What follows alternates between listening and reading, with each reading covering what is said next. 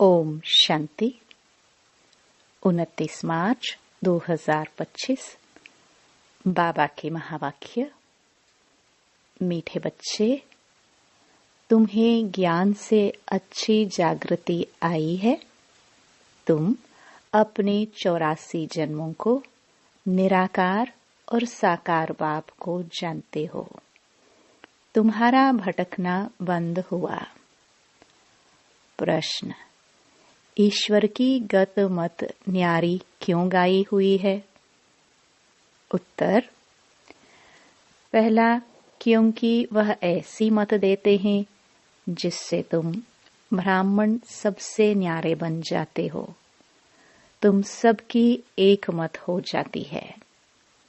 दूसरा, ईश्वर ही है जो सबकी सद्गति करते हैं, पुजारी से पूज्य बनाते हैं।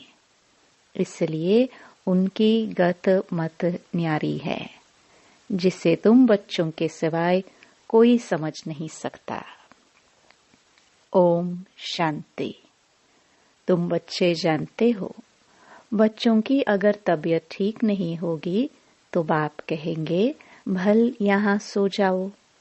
इसमें कोई हर्जा नहीं, क्योंकि सिखिलदे बच्चे हैं, अर्थात 5000 वर्ष बाद फिर से आकर मिले हैं। किसको मिले हैं? बेहद के बाप को। यह भी तुम बच्चे जानते हो, जिनको निश्चय है बरोबर हम बेहद के बाप से मिले हैं, क्योंकि बाप होता ही है एक हद का और दूसरा बेहद का। दुख में सब बेहद के बाप को याद करते हैं। सतयुग में एक ही लौकिक बाप को याद करते हैं, क्योंकि वहाँ है ही सुखधाम। लौकिक बाप उसको कहा जाता है जो इस लोक में जन्म देता है। पारलौकिक बाप तो एक ही बार आकर तुमको अपना बनाते हैं। तुम रहने वाले भी बाप के साथ अमरलोक में हो, जिसको परलोक परम धाम कहा जाता है। वह है परे ते परे धाम। स्वर्ग को परे ते परे नहीं कहेंगे। स्वर्ग नरक यहाँ ही होता है। नई दुनिया को स्वर्ग, पुरानी दुनिया को नरक कहा जाता है। अभी है पतित दुनिया, पुकारते भी हैं हे पतित पावन आवो। सतयुग में ऐसे नहीं कहेंगे। जब से रावण राज्य होता है तब पतित बनते हैं। उनको कहेंगे 5 विकारों का राज्य। सतयुग में है ही निर्विकारी राज्य। भारत की कितनी जबरदस्त महिमा है, परंतु विकारी होने के कारण भारत की महिमा को जानते नहीं। भारत संपूर्ण निर्विकारी था जब यह लक्ष्मी नारायण राज्य करते थे। अभी वह राज्य नहीं है। वह राज्य कहाँ गया, यह पत्थर बुद्धियों को मालूम नहीं। और सभी अपने अपने धर्म स्थापक को जानते हैं। एक ही भारतवासी हैं जो न अपने धर्म को जानते न धर्म स्थापक को जानते हैं। और धर्म वाले अपने धर्म को तो जानते हैं, परंतु वह फिर कब स्थापन करने आएंगे यह नहीं जानते। सिख लोगों को भी यह पता नहीं है कि हमारा सिख धर्म पहले था नहीं। गुरु नानक ने आकर स्थापन किया तो जरूर फिर सुखधाम में नहीं रहेगा। तब ही गुरु नानक आकर फिर स्थापन करेंगे, क्योंकि वर्ल्ड की हिस्ट्री ज्योग्राफी रिपीट होती है ना। क्रिश्चियन धर्म भी नहीं था, फिर स्थापन हुई। पहले नई दुनिया थी, एक धर्म था, सिर्फ तुम भारतवासी ही थे। एक धर्म था, फिर तुमको 84 जन्म लेते लेते यह भी भूल गए हो कि हम ही देवता थे। फिर हम ही 84 जन्म लेते हैं। तब बाप कहते हैं तुम अपने जन्मों को नहीं जानते हो, मैं बतलाता हूँ। आधा कल्प राम राज्य था, फिर रावण राज्य हुआ है। पहले है सूर्यवंशी घराना, फिर चंद्रवंशी घराना राम राज्य। सूर्यवंशी लक्ष्मी नारायण के घराने का राज्य था, जो सूर्यवंशी लक्ष्मी नारायण के घराने के थे। सो 84 जन्म ले अभी रावण के घराने के बने हैं। आगे पुण्य आत्माओं के घराने के थे, अभी पाप आत्माओं के घराने के बने हैं। 84 जन्म लिए हैं, वे तो 84 लाख कह देते। अब 84 लाख का कौन बैठ विचार करेंगे, इसलिए कोई का विचार चलता ही नहीं। अभी तुमको बाप ने समझाया है, तुम बाप के आगे बैठे हो। निराकार बाप और साकार बाप दोनों ही भारत में नामी ग्रामी हैं।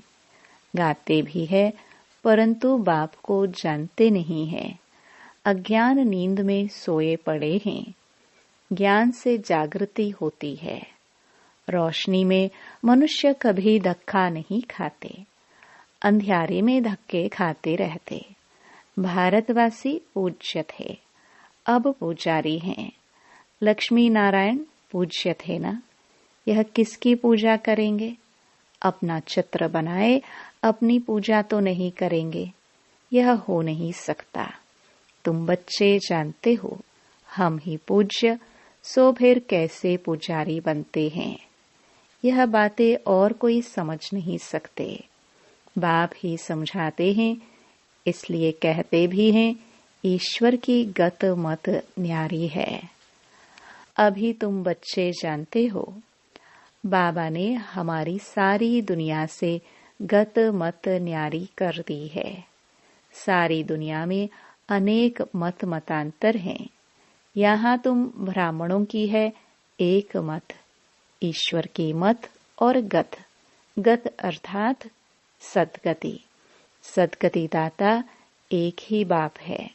गाते भी हैं सर्व का सद्गति दाता राम, परंतु समझते नहीं कि राम किसको कहा जाता है। कहेंगे जिधर देखो राम ही राम रहता है, इसको कहा जाता है अज्ञान अंधियारा। अंधियारे में है दुख, सोझरे में है सुख। अंधियारे में ही पुकारते हैं ना। बंदगी करना माना बाप को बुलाना, भीख मांगते हैं ना। देवताओं के मंदिर में जाकर भीख मांगना हुआ ना। सतयुग में भीख मांगने की दरकार नहीं। भिखारी को इनसॉल्वेंट कहा जाता है। सतयुग में तुम कितने सॉल्वेंट थे, उसको कहा जाता है सॉल्वेंट। भारत अभी इनसॉल्वेंट है, यह भी कोई समझते नहीं। कल्प की आयु उल्टी सुल्टी लिख देने से मनुष्यों का माथा ही फिर गया है। बाप बहुत प्यार से बैठ समझाते हैं। कल्प पहले भी बच्चों को समझाया था। मुझ पतित पावन बाप को याद करो तो तुम पावन बन जाएंगे। पतित कैसे बने हो? विकारों की खाद पड़ी है। सब मनुष्य जंक खाए हुए हैं। अब वह जंक कैसे निकले? मुझे याद करो। देह अभिमान छोड़ देही अभिमानी बनो। अपने को आत्मा समझो। पहले तुम ही आत्मा, फिर शरीर लेते हो। आत्मा तो अमर है, शरीर मृत्यु को पाता है। सतयुग को कहा जाता है अमर लोक, कलयुग को कहा जाता है मृत्यु लोक। दुनिया में यह कोई भी नहीं जानते कि अमर लोक था, फिर मृत्यु लोक कैसे बना। अमर लोक अर्थात अकाले मृत्यु नहीं होती, वहां आयु भी बड़ी रहती है। वह है ही पवित्र दुनिया। तुम राज ऋषि हो। ऋषि पवित्र को कहा जाता है। तुमको पवित्र किसने बनाया? उनको बनाते हैं शंकराचार्य, तुमको बना रहे हैं शिवाचार्य। यह कोई पढ़ा हुआ नहीं है। इन द्वारा तुमको शिव बाबा आकर पढ़ाते हैं। शंकराचार्य ने तो गर्भ से जन्म लिया, कोई ऊपर से अवतरित नहीं हुआ। बाप तो इनमें प्रवेश करते हैं, आते हैं, जाते हैं, मालिक है, जिसमें चाहे उनमें जा सकते हैं। बाबा ने समझाया है, कोई का कल्याण करने अर्थ मैं प्रवेश कर लेता हूँ। आता तो पतित तन में ही हूँ ना, बहुतों का कल्याण करता हूँ। बच्चों को समझाया है, माया भी कम नहीं है। कभी कभी ध्यान में माया प्रवेश कर उल्टा सुल्टा बुलवाती रहती है, इसलिए बच्चों को बहुत संभाल करनी है। कईयों में जब माया प्रवेश कर लेती है तो कहते हैं, मैं शिव हूँ, फलाना हूँ। माया बड़ी शैतान है। समझदार बच्चे अच्छी रीति समझ जाएंगे कि यह किसका प्रवेश है।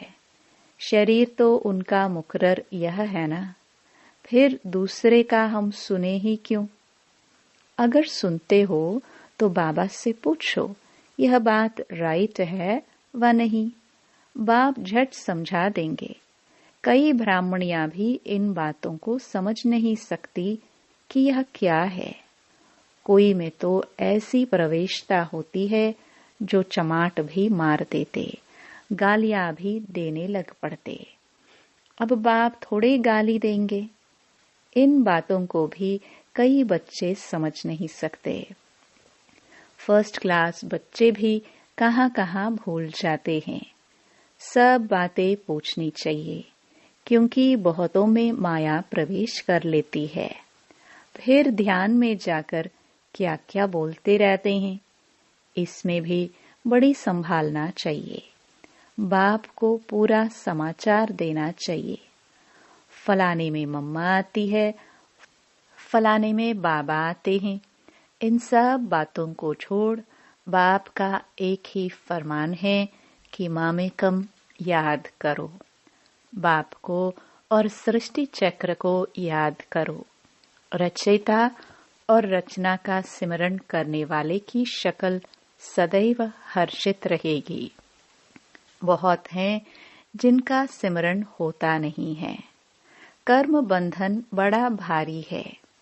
विवेक कहता है, जबकि बेहद का बाप मिला है, कहते हैं मुझे याद करो, तो फिर क्यों ना हम याद करें।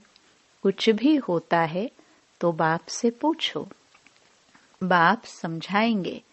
कर्म भोग तो अभी रहा हुआ है ना, कर्मातीत अवस्था हो जाएगी तो फिर तुम सदैव हर्षित रहेंगे। तब तक कुछ न कुछ होता है।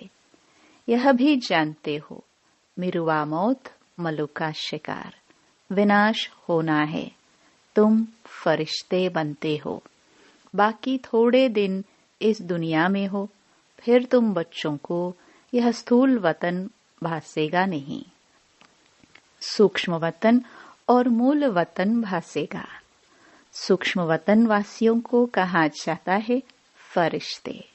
वह बहुत थोड़ा समय बनते हो, जबकि तुम कर्मातीत अवस्था को पाते हो।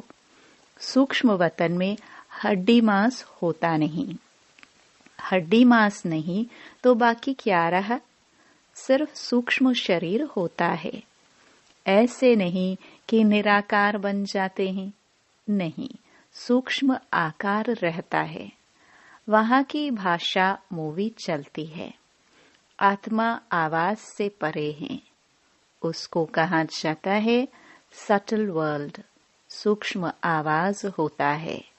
यहाँ है टॉकी, फिर मूवी, फिर है साइलेंस। यहाँ टॉक चलती है, यह ड्रामा का बना बनाया पार्ट है।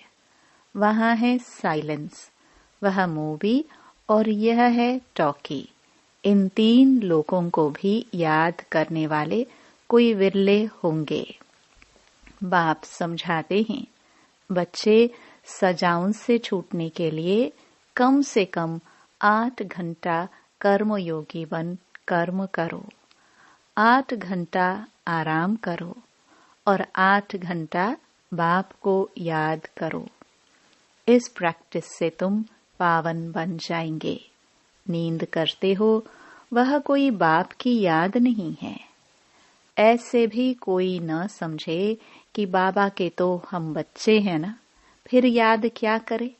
नहीं, बाप तो कहते हैं मुझे वहां याद करो, अपने को आत्मा समझ मुझे याद करो। जब तक योग बल से तुम पवित्र न बनो तब तक घर में भी तुम जा नहीं सकते। नहीं तो फिर सजाए खाकर जाना होगा। सूक्ष्म वतन मूल वतन में भी जाना है, फिर आना है स्वर्ग में। बाबा ने समझाया है, आगे चल अखबारों में भी पड़ेगा, अभी तो बहुत टाइम है। इतनी सारी राजधानी स्थापन होती है। South, north, east, west Bharat का कितना है। अब अखबारों द्वारा ही आवाज निकलेगा। बाप कहते हैं मुझे याद करो तो तुम्हारे पाप कट जाएंगे। बुलाते भी हैं, हे पतित पावन लिबरेटर, हमको दुख से छुड़ाओ। बच्चे जानते हैं ड्रामा प्लान अनुसार विनाश भी होना है। इस लड़ाई के बाद फिर शांति ही शांति होगी, सुख धाम हो जाएगा, सारी उथल पाथल हो जाएगी। सतयुग में होता ही है एक धर्म, कलयुग में है अनेक धर्म। यह तो कोई भी समझ सकते हैं। सबसे पहले आदि सनातन देवी देवता धर्म था। जब सूर्यवंशी थे तो चंद्रवंशी नहीं थे, फिर चंद्रवंशी होते हैं। पीछे यह देवी देवता धर्म प्राय लोप हो जाता है, पीछे फिर और धर्म वाले आते हैं। वह भी जब तक उन्हों की संस्था वृद्धि को पाए तब तक मालूम थोड़े ही पड़ता है। अभी तुम बच्चे सृष्टि के आदि मध्य अंत को जानते हो। तुमसे पूछेंगे सीडी में सिर्फ भारतवासियों को क्यों दिखाया है? बोलो, यह खेल है भारत पर। आधा कल्प है उन्हों का पाठ, बाकी द्वापर कलयुग में अन्य सब धर्म आते हैं। गोले में यह सारी नॉलेज है। गोला तो बड़ा फर्स्ट क्लास है। सतयुग त्रेता में है श्रेष्ठाचारी दुनिया, द्वापर कलयुग है भ्रष्टाचारी दुनिया। अभी तुम संगम पर हो। यह ज्ञान की बातें हैं। यह 4 युगों का चक्र कैसे फिरता है, यह किसको पता नहीं है। सतयुग में इन लक्ष्मी नारायण का राज्य होता है। इन्हों को भी यह थोड़े ही पता रहता कि सतयुग के बाद फिर त्रेता होना है, त्रेता के बाद फिर द्वापर कलयुग आना है। यहाँ भी मनुष्यों को बिल्कुल पता नहीं। भल कहते हैं, परंतु कैसे चक्कर फिरता है यह कोई नहीं जानते। इसलिए बाबा ने समझाया है, सारा गीता पर जोर रखो। सच्ची गीता सुनने से स्वर्गवासी बनते हैं। यहाँ शिव बाबा खुद सुनाते हैं, वहाँ मनुष्य पढ़ते हैं। गीता भी सबसे पहले तुम पढ़ते हो। भक्ति में भी पहले पहले तो तुम जाते हो ना। शिव के पुजारी पहले तुम बनते हो। तुमको पहले पहले पूजा करनी होती है अव्यभिचारी एक शिव बाबा की। सोमनाथ मंदिर और किसकी ताकत थोड़ी है बनाने की। बोर्ड पर कितने प्रकार की बातें लिख सकते हैं।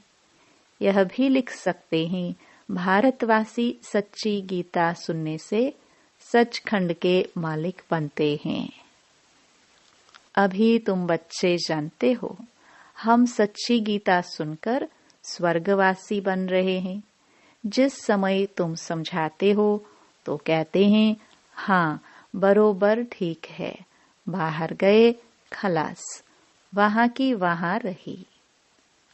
अच्छा, मीठे मीठे सिखिलदे बच्चों प्रति माता पिता बाप दादा का याद प्यार और गुड मॉर्निंग। रूहानी बाप की रूहानी बच्चों को नमस्ते। धारणा के लिए मुख्य सार। पहला, रचयिता और रचना का ज्ञान सिमरण कर सदा हर्षित रहना है। याद की यात्रा से अपने पुराने सब कर्म बंधन काट कर्मातीत अवस्था बनानी है। दूसरा, ध्यान दीदार में माया की बहुत प्रवेशता होती है, इसलिए संभाल करनी है। बाप को समाचार दे राय लेनी है, कोई भी भूल नहीं करनी है। वरदान, अपनी शुभ भावना द्वारा निर्बल आत्माओं में बल भरने वाले सदा शक्ति स्वरूप भव। सेवाधारी बच्चों की विशेष सेवा है स्वयं शक्ति स्वरूप रहना और सर्व को शक्ति स्वरूप बनाना, अर्थात निर्बल आत्माओं में बल भरना। इसके लिए सदा शुभ भावना और श्रेष्ठ कामना स्वरूप बनो। शुभ भावना का अर्थ यह नहीं कि किसी में भावना रखते रखते उसके भाववान हो जाओ, यह गलती नहीं करना। शुभ भावना भी बेहद की हो, एक के प्रति विशेष भावना भी नुकसान कारक है, इसलिए बेहद में स्थिति हो। निर्बल आत्माओं को अपनी प्राप्त हुई शक्तियों के आधार से शक्ति स्वरूप बनाओ। स्लोगन, अलंकार ब्राह्मण जीवन का श्रृंगार है, इसलिए अलंकारी बनो, देह अहंकारी नहीं। अव्यक्त इशारे, सत्यता और सभ्यता रूपी कल्चर को अपनाओ। कई बच्चे कहते हैं वैसे क्रोध नहीं आता है, लेकिन कोई झूठ बोलता है तो क्रोध आ जाता है। उसने झूठ बोला, आपने क्रोध से बोला, तो दोनों में राइट कौन? कई चतुराई से कहते हैं कि हम क्रोध नहीं करते हैं, हमारा आवाज ही बड़ा है, आवाज ही ऐसा तेज है। लेकिन जब साइंस के साधनों से आवाज को कम और ज्यादा कर सकते हैं, तो क्या साइलेंस की पावर से अपने आवाज की गति को धीमी व तेजी नहीं कर सकते हो? अच्छा, ओम शांति।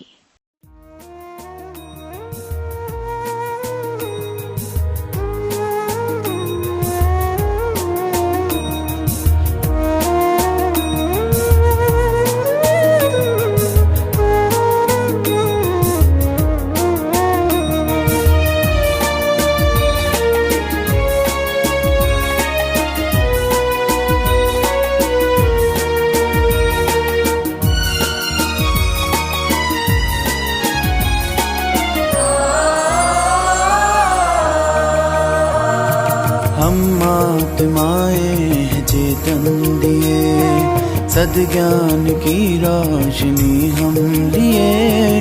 आए प्रभु काज हित हम यहाँ, चलो आओ कर दे रोशन जहाँ। चलो आओ कर दे ये रोशन जहाँ। हम आत्माएं हैं चेतन दिए, सद्ज्ञान की रोशनी हम लिए। आए प्रभु काज हित हम यहाँ, चलो आओ कर दे रोशन जहाँ। चलो आओ कर दे ये रोशन जहाँ।